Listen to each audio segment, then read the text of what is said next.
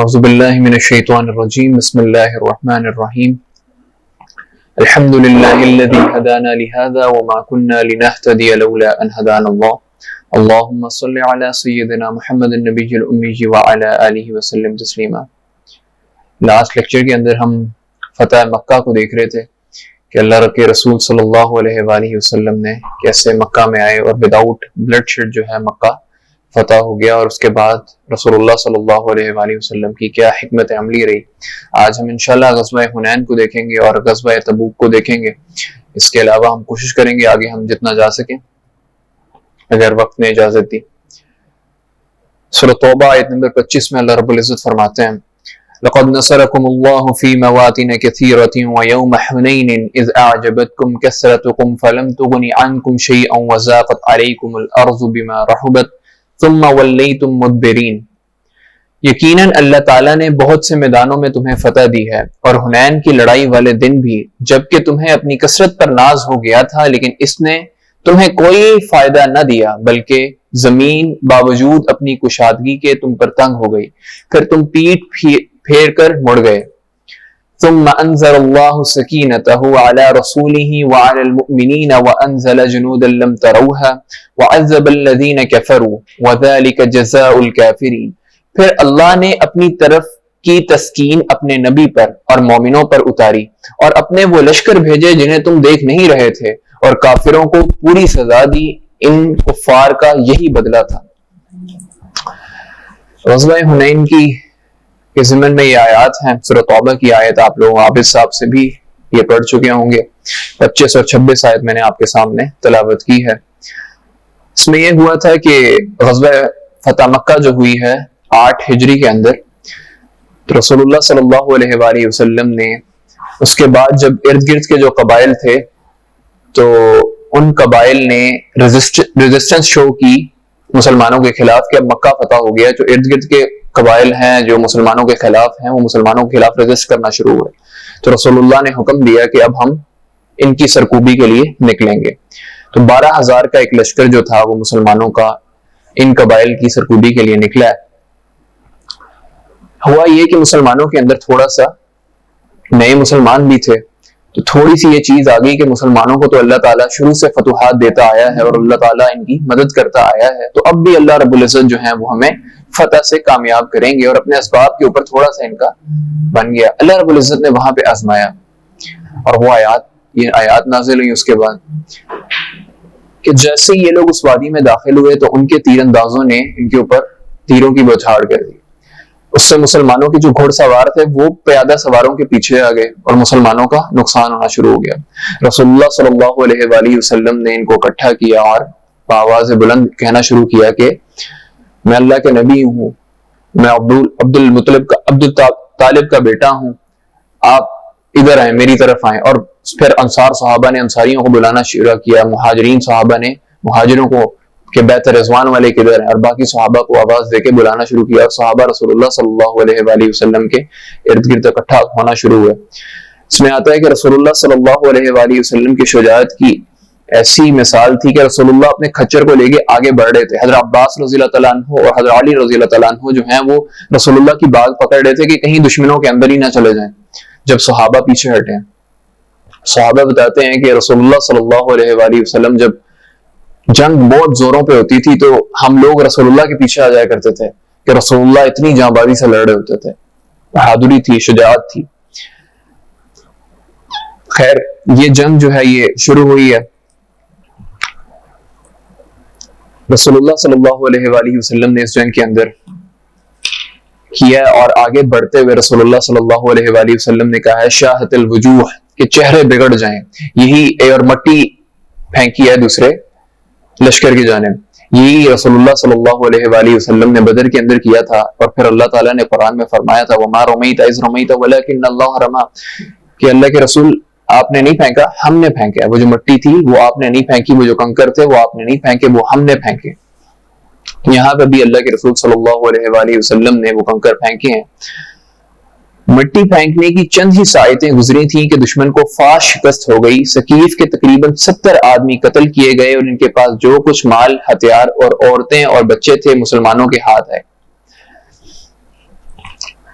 مال غنیمت اس کے اندر کافی آیا تھا. مال غنیمت یہ تھا: قیدی 6000، اونٹ 24000، بکری 40000 سے زیادہ، چاندی 4000 اقیہ یعنی 1,60,000 درہم، جس کی مقدار 6 کوئنٹل سے چند ہی کلو کم ہوتی ہے. رسول اللہ نے ان سب کو جمع کرنے کا حکم دیا، پھر اسے جیارانہ میں روک کر حضرت مسعود بن عمر غفاری رضی اللہ تعالیٰ عنہ کی نگرانی میں دے دیا، اور جب تک غزوہ طائف سے فارغ نہ ہو گئے اسے تقسیم نہ فرمایا. اس کے بعد رسول اللہ سیدھا گئے ہیں طائف کے اوپر. طائف والوں نے محاصرہ کر لیا، اپنے قلعے کے اندر بند ہو گئے. رسول اللہ نے جو ہے وہ ان کا محاصرہ کر لیا. کچھ دن محاصرہ رہا. پھر ایک صحابی ہیں نوفل بن معاویہ دیلی رضی اللہ تعالیٰ عنہ، انہوں نے مشورہ دیا کہ لومڑی اپنے بھٹ میں گھس گئی ہے، اگر آپ اس پر ڈٹے رہے تو پکڑ لیں گے، اور اگر چھوڑ کر چلے گئے تو وہ آپ صلی اللہ علیہ وآلہ وسلم کا کچھ بگاڑ نہیں سکتی. یہ سن کر رسول اللہ صلی اللہ علیہ وآلہ وسلم نے محاصرہ ختم کرنے کا فیصلہ فرما لیا، اور حضرت عمر بن خطاب رضی اللہ تعالیٰ عنہ کے ذریعے لوگوں میں اعلان کر دیا کہ ہم انشاءاللہ کل واپس ہوں گے. اس کے بعد رسول اللہ صلی اللہ علیہ وآلہ وسلم جو ہیں صحابہ کو لے کے وہاں سے واپس آ گئے ہیں. لیکن جو ان کی وہ جرت تھی وہ ٹوٹ چکی تھی اب کمر، اور مسلمانوں کا جو تھا ڈنکا بج چکا تھا. اس کے بعد رسول اللہ صلی اللہ علیہ وآلہ وسلم نے مال غنیمت تقسیم کیا. تو رسول اللہ نے جو لوگ نئے مسلمان ہوئے تھے ان کو زیادہ نوازا کہ ان کی رغبت بڑھے دین کی طرف، دین سے ان کا شغف ہو، دین سے انہیں محبت ہو، اور اسلام میں وہ اور مضبوط ہو جائیں. انصار کے اندر جو منافقین تھے ان کو یہ باتیں ہضم نہیں ہوئی. اب انہوں نے اندر اندر باتیں شروع کی کہ دیکھیں اب رسول اللہ صلی اللہ علیہ وآلہ وسلم واپس اپنے آ گئے ہیں قبیلے میں، تو اپنے لوگوں کو نوازنا شروع کر دیا. اب یہ باتیں لے کے حضرت سعد بن عبادہ رضی اللہ تعالیٰ عنہ آپ کے پاس حاضر ہوئے اور عرض کیا: یا رسول اللہ صلی اللہ علیہ وآلہ وسلم، آپ نے اس حاصل شدہ مال فہ میں جو کچھ کیا ہے اس پر انصار اپنے جی میں آپ پر بات کھا رہے ہیں. آپ نے اسے اپنی قوم میں تقسیم فرمایا، قبائل عرب کو بڑے بڑے عطیے دیے لیکن انصار کو کچھ نہ دیا. آپ نے فرمایا: اے سعد، اس بارے میں تمہارا کیا خیال ہے؟ انہوں نے فرمایا: یا رسول اللہ صلی اللہ علیہ وآلہ وسلم، میں بھی تو اپنی قوم کا ہی ایک آدمی ہوں. آپ نے فرمایا: اچھا تو اپنی قوم کو اس چھولدری میں جمع کرو. سعد نکلے رضی اللہ تعالیٰ عنہ، انصار کو جمع کیا. کچھ مہاجرین بھی آ گئے تو انہیں داخل ہونے دیا، پھر کچھ دوسرے لوگ بھی آ گئے تو انہیں واپس کر دیا. رسول اللہ صلی اللہ علیہ وآلہ وسلم نے اللہ کی حمد و ثنا کی، پھر فرمایا: انصار کے لوگوں، تمہاری کیا چیمگوئیاں ہیں جو میرے علم میں آئی ہیں، اور یہ کیا ناراضگی ہے جو میں جی میں تم نے مجھ پر محسوس کی ہیں. یہ رسول اللہ کی بڑی ایموشنل ایک تقریر ہے جو انصار کے ساتھ رسول اللہ صلی اللہ علیہ وآلہ وسلم نے کی. کہ ایسا نہیں ہے کہ میں تمہارے پاس اس حالت میں آیا کہ تم گمراہ تھے، اللہ نے تمہیں ہدایت دی، اور محتاج تھے، اللہ نے تمہیں غنی بنا دیا، اور باہم دشمن تھے، اللہ نے تمہارے دل جوڑ دیے. لوگوں نے کہا: کیوں نہیں، اللہ اور اس کے رسول کا بڑا فضل و کرم ہے. اس کے بعد آپ صلی اللہ علیہ وآلہ وسلم نے فرمایا: انصار کے لوگوں مجھے جواب کیوں نہیں دیتے؟ انصار نے عرض کیا: یا رسول اللہ صلی اللہ علیہ وآلہ وسلم، بھلا ہم آپ کو کیا جواب دیں؟ اللہ اور اس کے رسول کا فضل و کرم ہے. آپ نے فرمایا: دیکھو، خدا کی قسم اگر تم چاہو تو کہہ سکتے ہو، اور سچ ہی کہو گے، تمہاری بات سچ ہی مانی جائے گی کہ آپ ہمارے پاس اس حالت میں آئے کہ آپ کو جھٹلایا گیا، ہم نے آپ کی تصدیق کی. آپ کو بے یار و مددگار چھوڑ دیا گیا، ہم نے آپ کی مدد کی. آپ صلی اللہ علیہ وآلہ وسلم کو دھتکار دیا گیا، ہم نے آپ کو ٹھکانہ دیا. آپ صلی اللہ علیہ وآلہ وسلم محتاج تھے، ہم نے آپ کی غم گساری کی. اے انصار کے لوگوں، تم اپنے جی میں دنیا کی اس عارضی دولت کے لیے ناراض ہو گئے جس کے ذریعے میں نے لوگوں کا دل جوڑا تھا تاکہ وہ مسلمان ہو جائیں، اور تم کو تمہارے اسلام کے حوالے کر دیا تھا. اے انصار، کیا تم اس سے راضی نہیں کہ لوگ اونٹ اور بکریاں لے جائیں اور تم رسول اللہ صلی اللہ علیہ وآلہ وسلم کو لے کر اپنے ڈیروں میں پلٹو؟ اس ذات کی قسم جس کے ہاتھ میں محمد صلی اللہ علیہ وآلہ وسلم کی جان ہے، اگر ہجرت نہ ہوتی تو میں بھی انصار ہی کا ایک فرد ہوتا. اگر سارے لوگ ایک راہ چلیں اور انصار دوسری راہ چلیں تو میں بھی انصار ہی کی راہ چلوں. اے اللہ، رحم فرما انصار پر اور ان کے بیٹوں پر اور ان کی بیٹیوں اور ان کے بیٹوں کے بیٹوں پر، یعنی پوتوں پر. رسول اللہ کا یہ خطاب سن کر لوگ اس قدر روئے کہ داڑیاں تر ہو گئیں اور کہنے لگے ہم راضی ہیں کہ ہمارے حصے میں اور نصیب میں رسول اللہ صلی اللہ علیہ وآلہ وسلم ہو۔ اس کے بعد رسول اللہ صلی اللہ علیہ وآلہ وسلم واپس ہو گئے اور لوگ بھی بکھر گئے۔ اس کے بعد رسول اللہ نے عمرہ کیا واپس جا کے اور پھر مدینہ کی طرف واپسی کی۔ اس کے بعد فتح مکہ کے کچھ اور سرایاں ہیں۔ اس کے بعد آتی ہے غزوہ تبوک۔ السلام علیکم۔ غزوہ تبوک میں اب جب رسول اللہ صلی اللہ علیہ وآلہ وسلم کا عرب کے اوپر ایک ڈنکا بج چکا تھا، مسلمان جو تھے وہ غالب آ چکے تھے، تو اب رسول اللہ صلی اللہ علیہ وآلہ وسلم نے رخ کیا رومیوں کا۔ اس کی وجہ یہ بنی کہ روم سے بہت ساری خبریں آ رہی تھیں کہ وہ تیاری کر رہے ہیں مسلمانوں کے خلاف۔ اس کی وجہ یہ تھی کہ مارکہ موتا پیچھے ہوا تھا، جس کے اندر مسلمانوں کے 3000 کا لشکر تھا اور ان کی 2 لاکھ کی فوج تھی، لیکن خالد بن ولید رضی اللہ تعالیٰ عنہ کی جو جنگ کی ایک انسٹنکٹ تھی اور ان کے اندر وہ انٹیلیجنس تھی، جنگی مہارت جو تھی ان کی، وہ اس کو انہوں نے یوز کیا اور وہاں پہ وہ 3000 کا لشکر جو ہے ان میں سے چند صحابہ شہید ہوئے، باقیوں کو وہ بچا کے واپس لے آئے۔ یہ بڑی ضرب تھی رومیوں کے اوپر، اس وقت کی سپر پاور کے اوپر، کہ ہمارے پاس آئے، ہمارے 2 لاکھ کے لشکر سے 3000 فوج ٹکرائی، 3000 کی فوج ٹکرائی اور ہمارے اتنے سارے بندے مار گئے کہ ہم نے پیچھے دیکھا کہ خالد بن ولید رضی اللہ تعالیٰ عنہ کے ہاتھ میں اس دن میں 9 تلواریں ٹوٹی اور آخر میں ایک یمنی تلوار جو تھی وہ بچی۔ اسی جنگ کے اندر آتا ہے نا کہ پہلے زید بن حارثہ رضی اللہ تعالیٰ عنہ شہید ہوئے، اس کے بعد جعفر طیار رضی اللہ تعالیٰ عنہ شہید ہوئے، اس کے بعد عبداللہ بن رواحہ شہید ہوئے۔ پھر حضرت ثابت نے علم اٹھایا اور مسلمانوں سے کہا کہ اب اپنے درمیان میں کوئی سپہ سالار مقرر کر لو، اپنا کوئی امیر بنا لو۔ تو انہوں نے کہا آپ ہی ہو جائیں۔ میں کہا نہیں، یہ کام میں نہیں انجام دے سکتا۔ تو اللہ رب العزت نے خالد بن ولید رضی اللہ تعالیٰ عنہ کو اس کام کے لیے چنا۔ خیر، وہ ان کے اندر ایک کڑن تھی جس کے لیے انہوں نے وہ تیاریاں شروع کی۔ اب جب بھی کوئی قافلہ آتا وہ مسلمانوں کو بتاتا کہ ایسے وہاں پہ تو بڑا شور و گل ہے۔ تو رسول اللہ صلی اللہ علیہ وآلہ وسلم نے کہا کہ اب جو ہے نا ہم جائیں گے، اب ان لوگوں کا انتظار نہیں کریں گے، اب ہم لوگ جائیں گے ان کی طرف۔ قرآن کی کچھ آیات دیکھ لیتے ہیں جو اس غزوے کے ضمن میں آئی ہیں۔ سورۃ توبہ میں آپ لوگ ایک دفعہ اس کو پڑھ چکے ہیں، آیت نمبر 79 ہے، اعوذ باللہ من الشیطان الرجیم الذین یلمزون المتطوعین من المؤمنین فی الصدقات۔ جیسے تھرو آؤٹ سورۃ توبہ میں ذکر آتا رہتا ہے غزوہ تبوک کا، تو وہ آپ لوگوں نے بڑی ڈیٹیل کے اندر پڑھا ہوگا۔ الذین یلمزون المتطوعین من المؤمنین فی الصدقات والذین لا یجدون الا جہدہم فیسخرون منہم سخر اللہ منہم ولہم عذاب علیم۔ جو لوگ ان مسلمانوں پر طعنہ زنی کرتے ہیں، جو دل کھول کر خیرات کرتے ہیں اور ان لوگوں پر جنہیں سوائے اپنی محنت مزدوری کے اور کچھ میسر ہی نہیں، بس ان کا مذاق اڑاتے ہیں، اللہ بھی ان سے تمسخر کرتا ہے اور انہی کے لیے دردناک عذاب ہے۔ اب کیا ہوا اس جنگ میں؟ رسول اللہ صلی اللہ علیہ وآلہ وسلم نے فرمایا کہ کوئی بھی پیچھے نہیں رہے گا، سب جائیں گے۔ سب حاضر ہوئے، آہستہ آہستہ جو ہیں وہ لوگ آنا شروع ہوئے۔ رسول اللہ نے کہا مال خرچ کریں، مال لگانا شروع کیا۔ ایک صحابی تھے، غالباً ان کا نام عقیل آتا ہے رضی اللہ تعالیٰ عنہ، حضرت عقیل رضی اللہ تعالیٰ عنہ۔ ان کے پاس کوئی مال نہیں تھا، انہوں نے ساری رات ایک یہودی کے باغ کے اندر اس کی خدمت کی، اس کے باغ کو پانی لگایا۔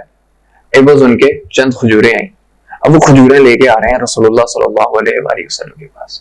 جو منافقین ہیں یہ دیکھ رہے ہیں، دیکھیں وہ سپر پاور سے لڑنے جا رہے ہیں ہم لوگ، اور یہ دیکھیں یہ لے کے آ رہا ہے اتنی سی کھجوریں۔ ان کے دل کو لگی چوٹ، تکلیف ہوئی، یار میں نے محنت کی، میں تو اللہ کے رسول نے کہا تھا مال لے کے آؤ، میرے پاس مال تھا نہیں، میں نے محنت کی اور میں نے کہا کہ میں اللہ کے رسول نے کہا ہے تو میں اب پیچھے نہ رہوں، میں آگے بڑھ کے مال خرچ کروں، اور یہ لوگ ایسی باتیں کر رہے ہیں۔ اللہ تعالیٰ نے قرآن میں آیت اتار دی اور رسول اللہ کی خدمت میں آئے، رسول اللہ کو کھجوریں پیش کی تو رسول اللہ نے وہ سارے مال کے اوپر بکھیر دی۔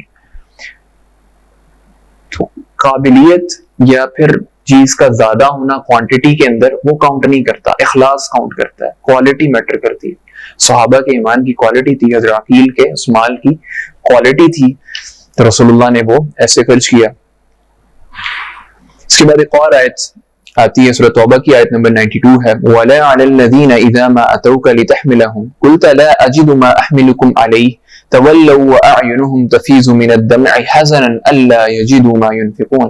ہاں، ان پر بھی کوئی حرج نہیں جو آپ کے پاس آتے ہیں اور آپ انہیں سواری مہیا کر دیں تو آپ جواب دیتے ہیں کہ میں تو تمہاری سواری کے لیے کچھ بھی نہیں پاتا، تو وہ رنج و غم سے اپنی آنکھوں سے آنسو بہاتے ہوئے لوٹ جاتے ہیں کہ انہیں خرچ کرنے کے لیے کچھ بھی میسر نہیں۔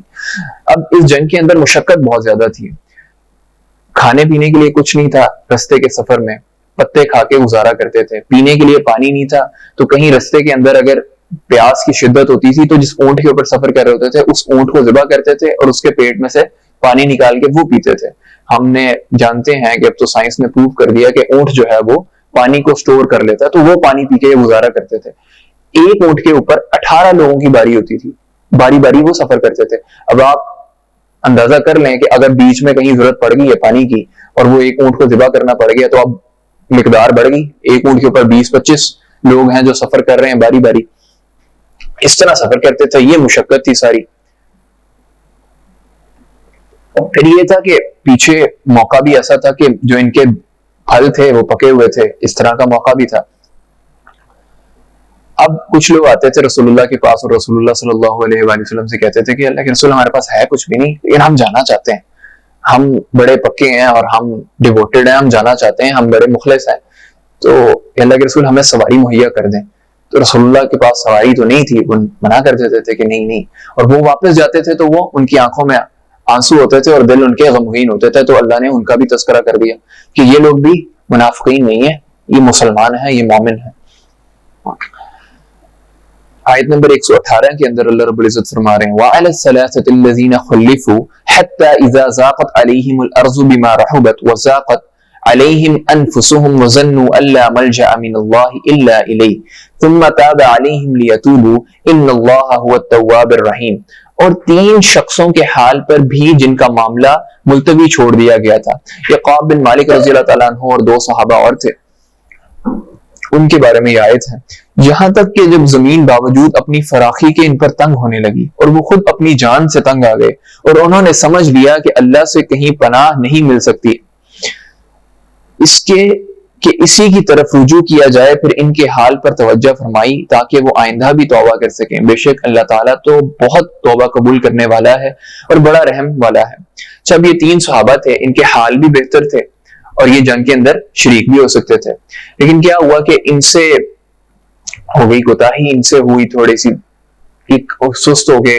تو اب رسول اللہ جب واپس آئے ہیں، انہوں نے رسول اللہ صلی اللہ علیہ وآلہ وسلم کو آ کے کہا کہ لوگوں نے آ کے اپنے عذر بیان کیے اور جھوٹے بہانے کیے اور جان چھڑا لی، انہوں نے آ کے رسول اللہ کو بتایا کہ اللہ کے رسول کوئی عذر نہیں تھا، بس سستی ہو گئی تو ہم سے آیا نہیں گیا۔ رسول اللہ نے جو ہے ان سے بائیکاٹ کروا دیا، کوئی صحابی ان کے سلام کا جواب نہیں دیتا تھا، ان کی بیویوں تک سے کہہ دیا گیا کہ ان کے پاس نہیں رہنا۔ 50 دن کا ان کا بائیکاٹ رہا۔ یہ 50 دن کا کیوں تھا کہ 15 دن کی رسول اللہ صلی اللہ علیہ وآلہ وسلم سفر کر کے گئے تھے تبوک میں، اور 15 دن واپسی، 30 دن یہ ہو گئے، اور 20 دن رسول اللہ صلی اللہ علیہ وآلہ وسلم نے وہاں پہ قیام کیا تھا، تو ٹوٹل 50 دن تھے۔ تو 50 دن کا ان سے بائیکاٹ رہا ہے۔ اس کے بعد یہ آیات نازل ہوئی ہیں، ان کی توبہ قبول ہوئی ہے۔ بڑے صحابہ اس پہ بڑے خوش ہوئے ہیں، لیکن انہوں نے بڑی ایک وہ مشکل وقت گزارا کہ ایسا بائیکاٹ ہو جائے کہ کوئی بات ہی نہیں کر رہا ہے، کوئی سلام کا جواب نہیں دے رہا ہے، رسول اللہ نہیں دے رہے ہیں، رسول اللہ موجود ہیں، کیا کیفیت ان لوگوں کی بنی ہوگی۔ اس میں ایک اور بڑا خوبصورت واقعہ پیش آیا ہے حضرت عمر رضی اللہ تعالیٰ عنہ اور حضرت ابوبکر صدیق رضی اللہ تعالیٰ عنہ کے درمیان۔ صحابہ کے درمیان مقابلے ہوتے تھے نیکیوں کے، ہمارے درمیان جیسے ہوتے ہیں نا کہ اب اس کا گھر بڑا ہے تو میں بھی ذرا اپنا بڑا کر لوں، اس کے پاس سوے کیا میرے پاس مہران ہے تو میں بھی ذرا فارچونر کے لیے کوشش کروں۔ صحابہ کے درمیان مقابلے ہوتے تھے نیکی کے اوپر کہ یہ میں نیکیوں میں بڑھ جاؤں۔ حضرت عمر کی ہمیشہ کوشش رہتی تھی کہ میں ابوبکر صدیق رضی اللہ تعالیٰ عنہ سے نیکیوں میں آگے بڑھ جاؤں۔ تو اس موقع کے اوپر حضرت ابوبکر صدیق رضی اللہ تعالیٰ عنہ کے پاس مال کم تھا، عمر نے کہا کہ آج موقع ہے، شاید میں آگے بڑھ سکوں۔ وہ گھر گئے، اپنا مال لیا، آدھا مال گھر پہ چھوڑا، آدھا مال لیا اور رسول اللہ کے پاس آ گئے۔ ابوبکر صدیق بھی گھر گئے اور جو مال تھا وہ لے کے آ گئے۔ اب رسول اللہ آ رہے ہیں، رسول اللہ کے پاس صحابہ آ رہے ہیں، رسول اللہ پوچھ رہے ہیں کیا لے کے آئے ہو، کیا لے کے آئے ہو۔ جب حضرت عمر رضی اللہ تعالیٰ عنہ آئے ہیں تو رسول اللہ نے سوال بدل دیا، عمر کیا چھوڑا ہے؟ عمر کو وہاں کھٹ کے یہ سوال اس وقت کا نہیں ہے۔ تو انہوں نے پوچھا، انہوں نے کہا یا اللہ کے رسول آدھا مال گھر والوں کے لیے چھوڑ آئے ہوں اور آدھا لے آئے ہوں۔ اب وہ آدھا مال بھی ابوبکر صدیق رضی اللہ تعالیٰ عنہ کے مال سے زیادہ تھا. جب ابوبکر صدیق رضی اللہ تعالیٰ عنہ نے اپنا مال پیش کیا تو رسول اللہ صلی اللہ علیہ وآلہ وسلم نے پوچھا ابوبکر کیا چھوڑا ہے؟ ابوبکر صدیق رضی اللہ تعالیٰ عنہ نے کہا کہ یا اللہ کے رسول صلی اللہ علیہ وآلہ وسلم اللہ اور اللہ کا رسول چھوڑا ہے. عمر کہتے ہیں کہ مجھے وہاں یقین ہو گیا کہ میں ابوبکر سے آگے عمر نہیں بڑھ سکتا. تو صحابہ کے درمیان ایسے مقابلے ہوا کرتے تھے. ہم نے پیچھے دیکھا تھا جب رسول اللہ صلی اللہ علیہ وآلہ وسلم نے خطوط لکھے تھے ڈفرینٹ علاقوں کے اندر, تو اس میں خط لکھا تھا صلح حدیبیہ کے بعد شاہ روم کو بھی, ہرقل کو. تو اس میں اس کا ایک ابو سفیان کے ساتھ ہم نے مکالمہ پڑھا تھا کہ اس کی بات چیت ہوتی ہے ابو سفیان سے جدھر وہ یہ کوشش کرتا ہے کہ اس سے پتہ ہو جائے. تو وہ اس بات پہ جب اسے پتہ چلا کہ مسلمان جو ہیں وہ آ گئے ہیں مقام کے اوپر اور 30,000 کی نفری ہیں ان کی, اور اس کو یہ بات کا یقین ہو گیا کہ محمد رسول اللہ صلی اللہ علیہ وآلہ وسلم باقی اللہ کے رسول ہیں. ایمان وہ نہیں لایا لیکن اس بات کا اس کو یقین ہو گیا, تو اس نے جنگ میں سامنے آنے کی بھی ہمت نہیں کی. تو رسول اللہ صلی اللہ علیہ وآلہ وسلم نے 20 دن وہاں پہ قیام کیا, اور اس کے بعد رسول اللہ صلی اللہ علیہ وآلہ وسلم نے واپسی کا سفر کیا اور واپس جو ہیں یہ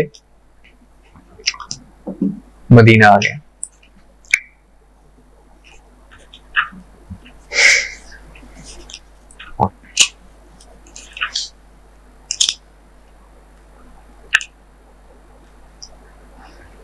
اس غزوے کا اثر کیا ہوا؟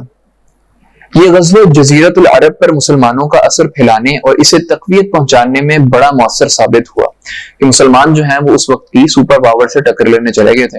لوگوں پر یہ بات اچھی طرح واضح ہو گئی کہ اب جزیرت العرب میں اسلام کی طاقت کے سوا کوئی اور طاقت زندہ نہیں رہ سکتی. اس طرح جاہلین اور منافقین کی وہ بچی کچی آرزویں اور امیدیں بھی ختم ہو گئیں جو مسلمانوں کے خلاف گردش زمانہ کے انتظار میں ان کے نہاں خانہ دل میں پنہاں تھیں, کیونکہ ان کی ساری امیدیں اور آرزوؤں کا محور رومی طاقت تھی, اور اس غزوے میں اس کا بھی بھرم کھل گیا تھا. اس لیے ان حضرات کے حوصلے ٹوٹ گئے اور ان کے امر واقعہ کے سامنے سپر ڈال دی کہ اب اس سے بھاگنے اور چھٹکارا پانے کی کوئی راہ ہی نہیں رہ گئی تھی, اور اسی صورتحال کی بنا پر اب اس کی بھی ضرورت نہیں رہ گئی تھی کہ مسلمان منافقین کے ساتھ رفق و نرمی کا معاملہ کریں. لہٰذا اللہ نے ان کے خلاف سخت رویہ اختیار کرنے کا حکم صادر فرما دیا. اب یہاں پہ آ کے رسول اللہ صلی اللہ علیہ وآلہ وسلم اسٹرانگ ہو گئے ہیں. پیچھے ہم دیکھتے ہیں کہ رسول اللہ صلی اللہ علیہ وآلہ وسلم واقعہ افک ہوتا ہے, اس سے پیچھے جو ہیں عبداللہ بن ابی جو ہے وہ کوشش کرتا ہے مسلمانوں میں مہاجرین میں اور انصار کے اندر پھوٹ پڑے, اور بڑے بڑے واقعات پیش آتے ہیں. غزوہ احد کے اندر 300 کو لے کے ایک سائڈ پہ ہو جاتا ہے, لیکن رسول اللہ کوئی ایکشن نہیں لیتے ادھر. اب یہاں پہ جو ہے رسول اللہ صلی اللہ علیہ وآلہ وسلم نے اوپنلی ایکشنز بھی لیے ہیں, اور قرآن کے اندر بھی بڑی سختی سے آ گئی ہیں وعید کے اب رسول اللہ صلی اللہ علیہ وآلہ وسلم ان میں سے کسی کے لیے 70 دفعہ بھی استغفار کریں گے تو قبول نہیں ہوگی, اور رسول اللہ کسی منافق کا جو ہے وہ جنازہ نہیں پڑھیں گے. اس بات کا بھی آ گیا. لہٰذا ان کے خلاف سخت رویہ اختیار کرنے کا حکم صادر فرمایا, یہاں تک کہ ان کے صدقے قبول کرنے, ان کی نماز جنازہ پڑھنے, ان کے لیے دعائیں مغفرت کرنے اور ان کی قبروں پر کھڑے ہونے سے روک دیا. اور انہوں نے مسجد کے نام پر سازش کی, اور یہ جو مسجد زرار والی سازش انہوں نے کی تھی, مسجد کے نام پر سازش کی اور دیسا کاری کا جو گھونسلہ تعمیر کیا تھا اسے ڈھا دینے کا حکم دیا. پھر ان کے بارے میں ایسی آیات نازل فرمائیں کہ وہ بالکل ننگے ہو گئے اور انہیں پہچاننے میں کوئی ابہام نہ رہا. گویا اہل مدینہ کے لیے ان آیات نے منافقین پر انگلیاں رکھ دی. اس غزوے کے اثرات کا اندازہ اس سے بھی کیا جا سکتا ہے کہ فتح مکہ کے بعد بلکہ اس سے بھی پہلے عرب کے وفود اگرچہ رسول اللہ کی خدمت میں آنا شروع ہو گئے تھے, لیکن ان کی بھرمار اس غزوے کے بعد ہی ہوئی. اب گروہ کے گروہ جو ہیں وہ مسلمانوں کے ساتھ آ کے ملنا شروع ہو گئے ہیں. ہم نے ایک دفعہ ذکر کرتے ہوئے ایک حدیث بھی دیکھی تھی, فطوبى للغرباء, کہ خوشخبری ہے اجنبیوں کے لیے. یہ اجنبی کون ہیں؟ جو اس وقت ایمان لے کے آئے تھے جس وقت مسلمان بڑے قلیل تھے, پھر مسلمانوں نے طاقت پکڑی اور لوگ جو ہیں گروہ در گروہ مسلمانوں میں آنے لگے. آج کی فطوبى للغرباء کون ہے؟ کن لوگوں کے لیے خوشخبری ہے؟ جو آج کے دور کے اندر بھی اس رستے کے اوپر آتے ہیں, ساری دنیا کی رنگینیوں کو چھوڑ کے, جہاں اتنی ساری اٹریکشنز ہیں, وہ دین کو اپنے لیے سعادت سمجھتے ہیں اور دین کے رستے پہ چلنے کی کوشش کرتے ہیں. اس غزوے سے متعلق سورۃ توبہ کی بہت سی آیات نازل اور کچھ نازل ہوئیں، تو ہم پہلے بھی کچھ آیات کا ہم نے تذکرہ کر بھی لیا، بہت سی اور آیات بھی ہیں سورۃ توبہ میں، اس کا ان ڈیٹیل ڈسکشن ہے، کچھ روانگی سے پہلے اور کچھ روانگی کے دوران سفر اور کچھ مدینہ واپس آنے کے بعد۔ ان آیات میں غزوے کے حالات ذکر کیے گئے ہیں، منافقین کا پردہ کھولا گیا ہے، مخلص مجاہدین کی فضیلت بیان کی گئی ہے، اور مومنین صادقین جو غزوے میں گئے تھے اور جو نہیں گئے تھے ان کی توبہ کی قبولیت کا ذکر کیا ہے، جو ہم نے پیچھے دیکھ لیا۔ اس کے بعد 9 ہجری میں رسول اللہ صلی اللہ علیہ وآلہ وسلم نے حج کے لیے بھیجا ہے۔ 8 ہجری کے اندر رسول اللہ نے حج کے انتظامات جو تھے وہ اپنی کمانڈز کے اندر نہیں لیے تھے، وہ جو اس وقت کے مشرکین تھے جن کی کمانڈز میں تھے۔ رمضان میں تو رسول اللہ صلی اللہ علیہ وآلہ وسلم نے مکہ فتح کیا ہے، اور شوال کے اندر جو ہے یہ غزوہ حنین ہو رہی ہے، تو اس کے جو تھے رسول اللہ نے جو کنٹرولز تھے وہ اپنے پاس نہیں لیے تھے اس وقت، تو یہ مشرکین مکہ نے ہی جو ہے اس وقت کنڈکٹ کیا۔ لیکن 9 ہجری کا جو حج ہے اس میں حضرت ابوبکر صدیق رضی اللہ تعالیٰ عنہ کو رسول اللہ نے بھیجا امیر بنا کے۔ اس کو ایک دفعہ دیکھ لیتے ہیں۔ اسی سال ذی قعدہ یا ذی الحجہ میں رسول اللہ نے مناسک حج قائم کرنے کی غرض سے ابوبکر صدیق رضی اللہ تعالیٰ عنہ کو امیر بنا کر روانہ فرمایا۔ بعد میں پیچھے سے حضرت علی رضی اللہ تعالیٰ عنہ کو بھیجا اور جا کے کہ وہ منافقین کو جا کے بتا دیں، وہ قریش مکہ کو جا کے بتا دیں کہ اب سے جو ہے انتظامات جو ہیں وہ مسلمان کریں گے اور کسی مشرک کو اجازت نہیں ہوگی۔ اس کے بعد سورہ برات کا ابتدائی حصہ نازل ہوا جس میں مشرکین سے کیے گئے عہد و پیما کو برابری کی بنیاد پر ختم کرنے کا حکم دیا گیا۔ اس حکم کے آ جانے کے بعد رسول اللہ نے حضرت علی بن ابی طالب رضی اللہ تعالیٰ عنہ کو روانہ فرمایا تاکہ وہ آپ صلی اللہ علیہ وآلہ وسلم کی جانب سے اس کا اعلان کر دیں۔ ایسا اس لیے کرنا پڑا کہ خون اور مال کے عہد و پیما کے سلسلے میں عرب کا یہی دستور تھا کہ آدمی یا تو خود اعلان کرے یا اپنے خاندان کے کسی فرد سے اعلان کرائے۔ خاندان سے باہر کے کسی آدمی کا کیا ہوا اعلان تسلیم نہیں کیا جاتا تھا۔ حضرت ابوبکر صدیق رضی اللہ تعالیٰ عنہ نے حضرت علی رضی اللہ تعالیٰ عنہ کی ملاقات ارج یا وادی زبغان میں ہوئی۔ حضرت ابوبکر صدیق رضی اللہ تعالیٰ عنہ نے دریافت کیا امیر ہو یا مامور ہو؟ حضرت علی نے کہا نہیں بلکہ مامور ہوں۔ پھر دونوں آگے بڑھے۔ حضرت ابوبکر صدیق رضی اللہ تعالیٰ عنہ نے لوگوں کو حج کرایا۔ جب 10ویں تاریخ یعنی قربانی کا دن آیا تو حضرت علی بن ابی طالب نے جمرہ کے پاس کھڑے ہو کر لوگوں میں اعلان کیا کہ جس کا حکم رسول اللہ صلی اللہ علیہ وآلہ وسلم نے دیا تھا۔ 9 ہجری کا حج جو ہے یہ پھر مکس ہوا ہے، مطلب اس میں مسلمان بھی تھے شامل اور مشرک بھی تھے، یعنی تمام عہد والوں کا عہد ختم کر دیا اور انہیں 4 مہینے کی مہلت دی۔ اسی طرح جن کے ساتھ کوئی عہد و پیمان نہ تھا انہیں بھی 4 مہینے کی مہلت دی۔ البتہ جن مشرکین نے مسلمانوں سے عہد نبھانے میں کوئی کوتاہی نہ کی تھی اور نہ مسلمانوں کے خلاف کسی کی مدد کی تھی، ان کا عہد ان کی طے کردہ مدت تک برقرار رکھا، اور حضرت ابوبکر صدیق رضی اللہ تعالیٰ عنہ نے صحابہ اکرام کی ایک جماعت بھیج کر یہ اعلان عام کرایا کہ آئندہ سے کوئی مشرک حج نہیں کر سکتا اور نہ کوئی ننگا آدمی بیت اللہ کا طواف کر سکتا ہے۔ یہ اعلان گویا جزیرۃ العرب سے بت پرستی کے خاتمے کا اعلان تھا، یعنی اس سال کے بعد بت پرستی کے لیے آمد و رفت کی کوئی گنجائش نہیں رہی۔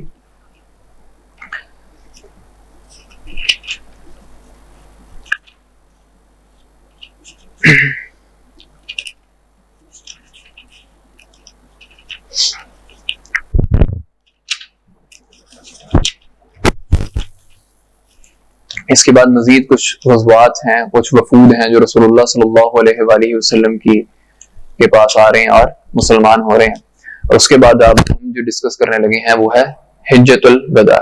رسول اللہ صلی اللہ علیہ وآلہ وسلم نے جو حج کیا ہے اس پر رسول اللہ کا ایک خطبہ ہے، وہ ہم ایک دفعہ پڑھ لیتے ہیں۔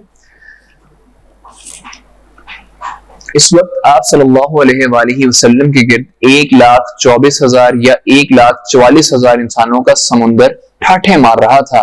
آپ نے ان کے درمیان ایک جامع خطبہ ارشاد فرمایا۔ آپ نے فرمایا لوگوں میری بات سن لو، کیونکہ میں نہیں جانتا کہ شاید اس سال کے بعد اس مقام پر میں تم سے کبھی نہ مل سکوں۔ اچھا، رسول اللہ صلی اللہ علیہ وآلہ وسلم جب یہ والے مقامات آئے ہیں تو ابوبکر صدیق رضی اللہ عنہ بڑا رونا شروع ہو جاتے تھے۔ سورۃ نصر نازل ہوئی ہے، اذا جاء نصر اللہ والفتح، تو رسول اللہ ابوبکر صدیق رضی اللہ عنہ یہاں بھی بڑا رونے لگ جاتے تھے۔ ان کو اس بات کا ہو جاتا تھا اندیشہ کہ اب رسول اللہ کا وقت قریب ہے۔ تمہارا خون اور تمہارا مال ایک دوسرے پر اسی طرح حرام ہے جس طرح تمہارے آج کے دن کی رواں مہینے کی اور موجودہ شہر کی حرمت ہے۔ سن لو، جاہلیت کی ہر چیز میرے پاؤں تلے رون دی گئی، جاہلیت کے خون بھی ختم کر دیے گئے، اور ہمارے خون میں سے پہلا خون جسے میں ختم کر رہا ہوں وہ ربیعہ بن حارث کے بیٹے کا خون ہے۔ یہ بچہ بنو سعد میں دودھ پی رہا تھا کہ انہی ایام میں قبیلہ حذیل نے اسے قتل کر دیا، اور جاہلیت کا سود ختم کر دیا گیا، اور ہمارے سود میں سے پہلا سود جسے میں ختم کر رہا ہوں وہ عباس رضی اللہ تعالیٰ عنہ بن عبد المطلب کا سود ہے۔ اب یہ سارا کا سارا سود ختم ہے۔ ہاں، عورتوں کے بارے میں اللہ سے ڈرو، کیونکہ تم نے انہیں اللہ کی امانت کے ساتھ لیا ہے اور اللہ کے کلمے کے ذریعے حلال کیا ہے۔ ان پر تمہارا یہ حق ہے کہ وہ تمہارے بستر پر کسی ایسے شخص کو نہ آنے دیں جو تمہیں گوارا نہیں۔ اگر وہ ایسا کریں تو انہیں مار سکتے ہو، لیکن سخت مارنا، اور تم پر ان کا حق ہے یہ ہے کہ تم انہیں معروف کے ساتھ کھلاؤ اور پہناؤ۔ اور میں تم میں ایسی چیز چھوڑے جا رہا ہوں کہ اگر تم نے اسے مضبوطی سے پکڑے رکھا تو اس کے بعد ہرگز گمراہ نہ ہوگے، اور وہ ہے اللہ کی کتاب۔ لوگوں، یاد رکھو میرے بعد کوئی نبی نہیں اور تمہارے بعد کوئی امت نہیں، لہٰذا اپنی رب کی عبادت کرنا، 5 وقت نماز پڑھنا، رمضان کے روزے رکھنا، خوشی خوشی اپنے مال کی زکوٰۃ دینا، اپنے پروردگار کے گھر کا حج کرنا اور اپنے حکمرانوں کی اطاعت کرنا۔ ایسا کرو گے تو اپنے پروردگار کی جنت میں داخل ہوگے۔ اور تم سے میرے متعلق پوچھا جانے والا ہے تو تم لوگوں کیا کہو گے؟ صحابہ نے کہا، ہم شہادت دیتے ہیں کہ آپ صلی اللہ علیہ وآلہ وسلم نے تبلیغ کر دی، پیغام پہنچا دیا اور خیر خواہی کا حق ادا فرما دیا۔ یہ سن کر آپ نے شہادت کو آسمان کی طرف اٹھایا اور لوگوں کی طرف جھکاتے ہوئے 3 بار فرمایا، اے اللہ گواہ رہ۔ اب 1,24,000 لوگ جو ہیں وہاں پہ گواہ بنا رہے ہیں رسول اللہ صلی اللہ علیہ وآلہ وسلم۔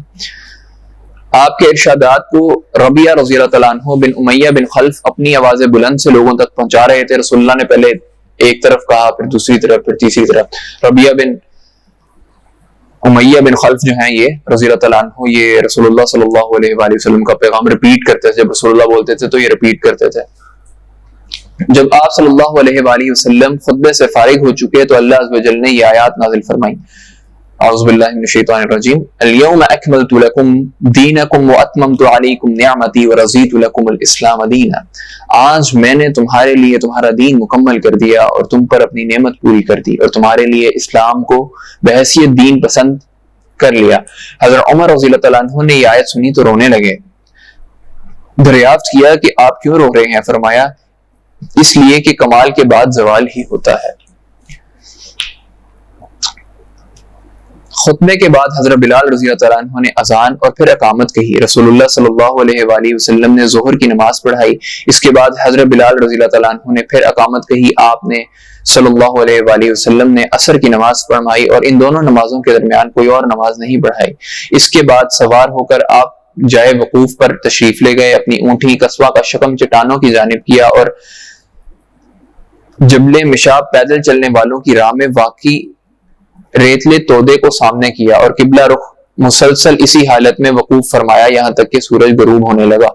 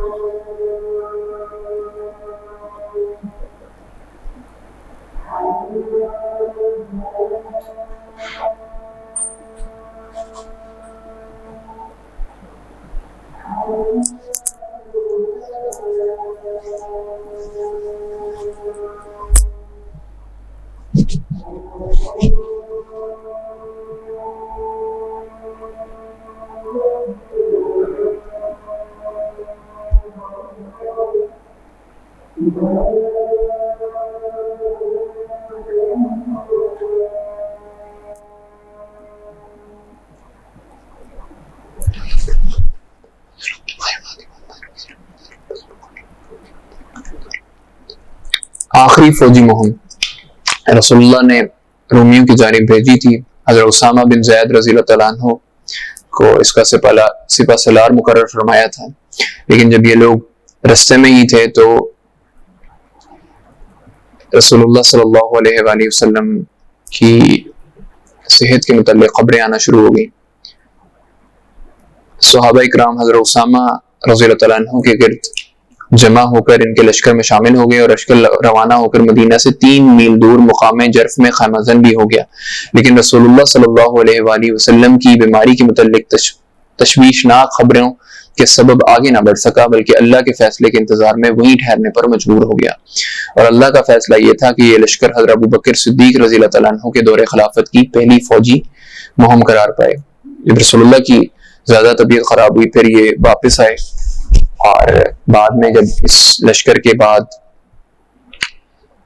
یہ لشکر جب امیر بنے ہیں، سنبھالی ہے خلافت ابو بکر صدیق رضی اللہ تعالیٰ عنہ نے، تو انہوں نے کہا کہ اب اس کو کیا کیا جائے اس لشکر کا. تو ابو بکر نے کہا جو لشکر رسول اللہ نے تشکیل کیا تھا اس کو بھیجا جائے گا، اور اس کو بھیجا ہے. آپ صلی اللہ علیہ وآلہ وسلم نے 10 ہجری رمضان میں 20 دن اعتکاف فرمایا، جبکہ ہمیشہ 10 دن ہی اعتکاف فرمایا کرتے تھے. پھر حضرت جبرائیل نے آپ کو اسی سال 2 مرتبہ قرآن کا دور کرایا، جبکہ ہر سال ایک ہی مرتبہ دور کرایا کرتے تھے. دور کرتے ہیں نا آپس میں حافظ. آپ نے حجۃ الوداع میں فرمایا مجھے معلوم نہیں شاید میں اس سال کے بعد اپنے اس مقام پر تم لوگوں سے کبھی نہ مل سکوں. عقبہ کے پاس فرمایا مجھ سے اپنے حج کے اعمال سیکھ لو، کیونکہ میں اس سال کے بعد غالباً حج نہ کر سکوں گا. آپ پر ایام تشریف کے وسط میں سورہ نصر نازل ہوئی، اور اس سے آپ صلی اللہ علیہ وآلہ وسلم نے سمجھ لیا کہ اب دنیا سے روانگی کا وقت آن پہنچا ہے اور یہ موت کی اطلاع ہے. سفر 11 ہجری میں آپ صلی اللہ علیہ وآلہ وسلم دامن احد میں تشریف لے گئے اور شہداء کے لیے اس طرح دعا فرمائی گویا زندوں اور مردوں سے رخصت ہو رہے ہوں. پھر واپس آ کر منبر پر فروکش ہوئے اور فرمایا کہ میں تمہارا امیر کارواں ہوں اور تم پر گواہ ہوں. باخدا میں اس وقت اپنا حوض کوثر دیکھ رہا ہوں. مجھے زمین اور زمین کے خزانوں کی کنجیاں عطا کی گئی ہیں، اور وہ باخدا مجھے یہ خوف نہیں کہ تم میرے بعد شرک کرو گے، بلکہ اندیشہ اس کا ہے کہ دنیا طلبی میں باہم مقابلہ کرو گے. اس کے بعد آہستہ آہستہ کر کے رسول اللہ کی جو ہے وہ طبیعت ایک دن کر کے بگڑتی رہی ہے.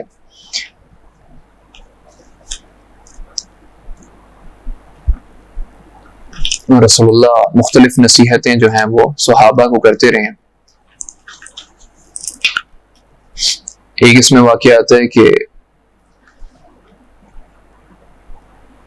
رسول اللہ صلی اللہ علیہ وآلہ وسلم نماز کے لیے جانے لگے ہیں تو طبیعت کی نساز ہوئے ہیں تو بے ہوش ہو گئے ہیں.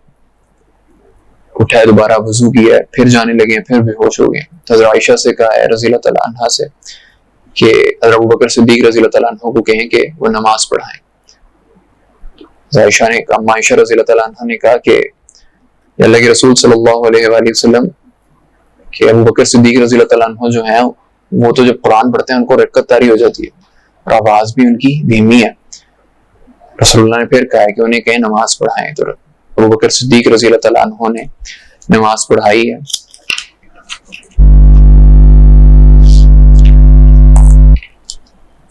اب جب رسول اللہ صلی اللہ علیہ وآلہ وسلم کی وفات ہو گئی ہے تو حضرت عمر رضی اللہ تعالیٰ عنہ کا اس پہ موقف کیا تھا جب یہ خبر پہنچی ہے رسول اللہ صلی اللہ علیہ وآلہ وسلم کی. وفات کی خبر سن کر حضرت عمر رضی اللہ تعالیٰ عنہ کے ہوش جاتے رہے. انہوں نے کھڑے ہو کر کہنا شروع کیا کچھ منافقین سمجھتے ہیں کہ رسول اللہ صلی اللہ علیہ وآلہ وسلم کی وفات ہو گئی ہے، لیکن حقیقت یہ ہے کہ رسول اللہ صلی اللہ علیہ وآلہ وسلم کی وفات نہیں ہوئی، بلکہ آپ صلی اللہ علیہ وآلہ وسلم اپنے رب کے پاس تشریف لے گئے ہیں، جس طرح موسیٰ بن عمران علیہ السلام تشریف لے گئے تھے اور اپنی قوم سے 40 رات غائب رہے. ان کے پاس پھر واپس آ گئے، حالانکہ واپسی سے پہلے کہا جا رہا تھا کہ وہ انتقال کر چکے ہیں۔ خدا کی قسم رسول اللہ بھی ضرور پلٹ کر آئیں گے اور ان لوگوں کے ہاتھ پاؤں کاٹ ڈالیں گے جو سمجھتے ہیں کہ آپ صلی اللہ علیہ وآلہ وسلم کی موت واقعہ ہو چکی ہے۔ ایک کیفیت تھی، ایک ایموشنل سٹیج تھی، رسول اللہ کے ساتھ تھا، محبت تھی۔ تو اب اس پہ حضرت ابوبکر صدیق رضی اللہ تعالیٰ عنہ وہ پہلے سے تیار ہو رہے تھے مینٹلی، وہ آئے ہیں۔ ادھر ابوبکر صدیق رضی اللہ تعالیٰ عنہ اپنے مکان سے گھوڑے پر سوار ہو کر تشریف لائے اور اتر کر مسجد نبوی میں داخل ہوئے، پھر لوگوں سے کوئی بات کیے بغیر سیدھے حضرت عائشہ رضی اللہ تعالیٰ عنہا کے پاس گئے اور رسول اللہ کا قصد فرمایا۔ آپ کا جسد مبارک یمنی چادر سے ڈھکا ہوا تھا۔ حضرت ابوبکر صدیق رضی اللہ تعالیٰ عنہ نے رخ انور سے چادر ہٹائی اور اسے چوما اور روئے، پھر فرمایا میرے ماں باپ آپ پر قربان صلی اللہ علیہ وآلہ وسلم، آپ صلی اللہ علیہ وآلہ وسلم پر دو موت جمع نہیں کرے گا، جو موت آپ صلی اللہ علیہ وآلہ وسلم پر لکھ دی گئی ہے وہ آپ صلی اللہ علیہ وآلہ وسلم کو آ چکی ہے۔ اس کے بعد ابو بکر صدیق رضی اللہ تعالیٰ عنہ باہر تشریف لائے۔ اس وقت بھی حضرت عمر رضی اللہ تعالیٰ عنہ لوگوں میں باتیں کر رہے تھے۔ حضرت ابو بکر صدیق رضی اللہ تعالیٰ عنہ نے ان سے کہا عمر بیٹھ جاؤ۔ حضرت عمر رضی اللہ تعالیٰ عنہ نے بیٹھنے سے انکار کر دیا۔ ادھر صحابہ اکرام رضی اللہ تعالیٰ عنہ حضرت عمر رضی اللہ تعالیٰ عنہ کو چھوڑ کر حضرت ابو بکر رضی اللہ تعالیٰ عنہ کی طرف متوجہ ہوئے۔ حضرت ابو بکر صدیق رضی اللہ تعالیٰ عنہ نے فرمایا، خطبہ دیا، اما بعد من كان منكم يعبد محمدا فإن محمدا قد مات ومن كان منكم يعبد الله فإن الله حي لا يموت قال الله وما محمد إلا رسول قد خلت من قبله الرسل أفإن مات أو قتل انقلبتم على أعقابكم ومن ينقلب على عقبيه فلن يضر الله شيئا وسيجزي الله الشاكرين۔ صحابہ کہتے ہیں کہ جب ہم نے یہ آیات سنی نا تو ہمیں ایسا لگا کہ یہ آیات ابھی نازل ہوئی ہیں۔ اما بعد میں تم سے جو شخص محمد صلی اللہ علیہ وآلہ تم میں سے جو شخص محمد صلی اللہ علیہ وآلہ وسلم کی پوجا کرتا تھا تو وہ جان لے کہ محمد صلی اللہ علیہ وآلہ وسلم کی موت واقعہ ہو چکی ہے، اور تم میں سے جو شخص اللہ کی عبادت کرتا تھا تو یقیناً اللہ ہمیشہ زندہ رہنے والا ہے، کبھی نہیں مرے گا۔ اللہ کا ارشاد ہے محمد نہیں مگر رسول ہی صلی اللہ علیہ وآلہ وسلم، ان سے پہلے بہت سے رسول گزر چکے ہیں، تو کیا اگر وہ محمد صلی اللہ علیہ وآلہ وسلم مر جائیں یا ان کی موت واقعہ ہو جائے یا وہ قتل کر دیے جائیں تو تم لوگ اپنی اینٹ کے بل پلٹ جاؤ گے؟ اور جو شخص اپنی اینٹ کے بل پلٹ جائے گا تو یاد رکھے کہ وہ اللہ کو کچھ نقصان نہیں پہنچا سکتا، اور ان قریب اللہ شکر کرنے والوں کو جزا دے گا۔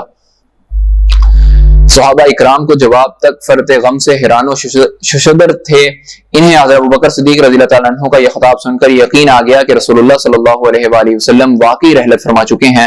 چنانچہ حضرت ابن عباس رضی اللہ تعالیٰ عنہ کا بیان ہے کہ واللہ ایسا لگتا تھا گویا لوگوں نے جانا ہی نہ تھا کہ اللہ نے یہ آیات نازل کی ہیں، یہاں تک کہ ابوبکر صدیق نے اس کی تلاوت کی رضی اللہ تعالیٰ عنہ تو سارے لوگوں نے ان سے یہ آیات اخذ کی، اور اب جس کسی انسان کو میں سنتا تو وہ اسی کی تلاوت کر رہا ہوتا۔ اب جب سارے صحابہ نے یہ آیتیں وہ اسی کی تلاوت شروع کر دی۔ حضرت سعید رضی اللہ تعالیٰ عنہ بن مصیب کہتے ہیں کہ حضرت عمر رضی اللہ تعالیٰ عنہ نے فرمایا واللہ میں نے جو ہی ابوبکر صدیق رضی اللہ تعالیٰ عنہ کو یہ آیت تلاوت کرتے ہوئے سنا انتہائی دہشت زدہ ہو کر رہ گیا، حتیٰ کہ میرے پاؤں مجھے اٹھا ہی نہیں رہے تھے، اور حتیٰ کہ ابوبکر صدیق رضی اللہ تعالیٰ عنہ کو اس آیت کی تلاوت کرتے سن کر میں زمین پر گر پڑا، کیونکہ میں جان گیا تھا کہ واقعی نبی صلی اللہ علیہ وآلہ وسلم کی موت واقعہ ہو چکی ہے۔ الحمدللہ سیرت ہماری مکمل ہو گئی آج۔ ایک اچھا سفر رہا آپ لوگوں کے ساتھ سیرت کا۔ اللہ تعالیٰ جو پڑھا ہے اس پہ ہمیں عمل کی توفیق دے۔ ایک شعر لکھا ہوا ہے ادھر آفس کے باہر، ڈاکٹر صاحب نے مجھے کہا تھا کہ وہ لکھ کے اپنے پاس رکھو، آپ کو سناتا ہوں۔